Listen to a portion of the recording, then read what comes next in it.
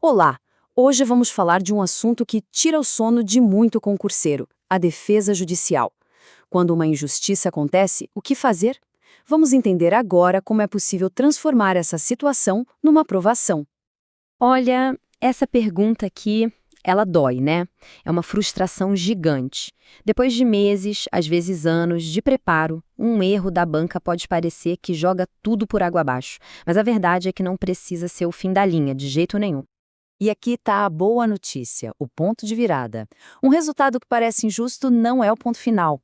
O grande segredo para virar o jogo é exatamente este: agir com método, no tempo certo e, claro, com a prova certa na mão. Ok, então vamos lá. Primeiro ponto, como é que se sabe se um erro no concurso é, de facto, uma injustiça que dá para corrigir na justiça? Como reconhecer isso? E olha só que interessante, não estamos falando de coisas abstratas. São situações bem concretas, sabe? Tipo, um erro grosseiro na correção da prova, uma eliminação que não tem fundamento nenhum, que não está explicada no edital. Ou então, negar uma adaptação para uma pessoa com deficiência. Ou o comum, né? Quando a própria banca ignora as regras que ela mesma criou. Tudo isso tem conserto. Essa frase aqui resume tudo. É uma mudança de mentalidade. Um erro da banca não é uma sentença final, sabe? Pelo contrário, é o ponto de partida para a correção. Existe sim um caminho para colocar tudo de volta nos eixos. Beleza. Então, qual é o primeiríssimo passo? Aquele que é a base de tudo. A gente pode organizar isso no que podemos chamar de o tripé da defesa. Pense nesse tripé como a base de qualquer estratégia que funcione. Primeiro, o fato, o que exatamente aconteceu, descrever sem rodeios. Segundo, a data, quando a pessoa ficou sabendo daquilo que a prejudicou. O dia exato é crucial. E terceiro, a norma, qual foi a regra quebrada? Foi algo do edital, uma lei, um princípio da Constituição? Quando se organiza o problema nesses três pontos, tudo fica muito mais claro. E aqui, olha, uma dica de ouro. Não dá para confiar só na memória. De jeito nenhum. É fundamental guardar tudo. Tira print da área do candidato, salva os e-mails com a banca, baixa o PDF do Diário Oficial. Cada coisinha dessas é uma peça do quebra-cabeça da defesa. É valiosíssimo. Ok, com essa documentação toda organizada, vamos ver como isso se transforma numa ação na justiça. Quais são os caminhos processuais possíveis? Basicamente, existem dois caminhos principais, e eles são bem diferentes. De um lado, o mandado de segurança. Ele é tipo um fast track, mais rápido, para quando o direito é muito claro, líquido e certo. Mas tem um prazo fatal de 120 dias. Do outro lado, a ação anulatória.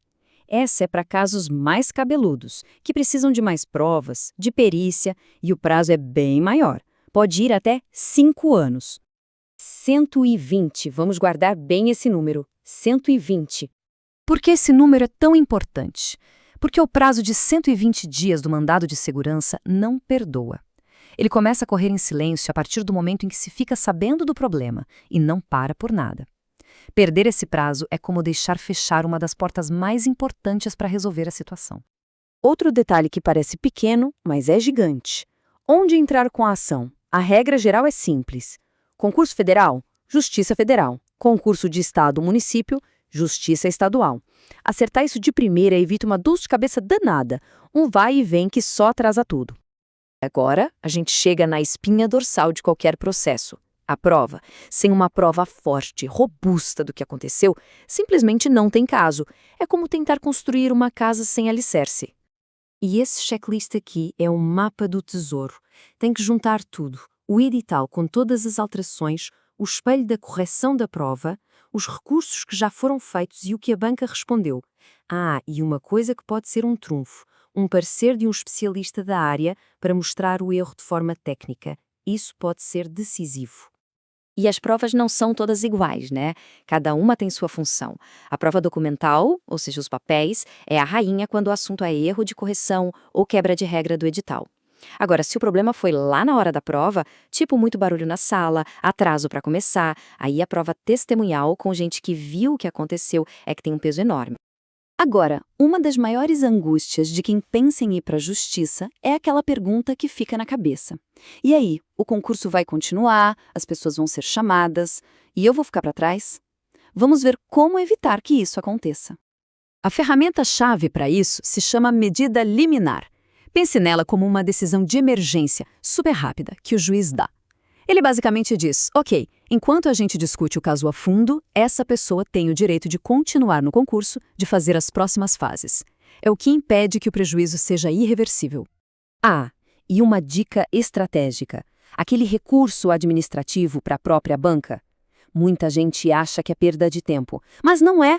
Pelo contrário. Mesmo que eles neguem, esse recurso vira um documento oficial, uma prova fortíssima para o processo na justiça. E ainda mostra que a pessoa tentou resolver na boa, sabe? Demonstra boa-fé. Na hora de procurar ajuda jurídica, não pode ser qualquer profissional. É fundamental que seja alguém que realmente entenda de direito administrativo e, mais especificamente, de concursos. Alguém que já tenha experiência com essas medidas de urgência, com as liminares e que saiba analisar as provas técnicas do concurso. Isso faz toda a diferença. E para a primeira conversa com o advogado ou advogada render ao máximo, tem que fazer o dever de casa. Chegar lá com os documentos organizados, numa pastinha, com uma linha do tempo simples dos fatos. Isso otimiza um tempo precioso e já coloca a estratégia no caminho certo desde o início. Então, para resumir tudo, o ponto central é exatamente este. Uma injustiça, quando ela é bem documentada e a pessoa age no tempo certo, tem sim um caminho claro para ser corrigida. Não é o fim da linha. Isso tudo nos leva a uma reflexão final, né? O erro da banca é a palavra final? É o ponto final da história? Ou será que ele é, na verdade, o ponto de partida para lutar por uma vaga que foi conquistada com muito esforço e que é merecida?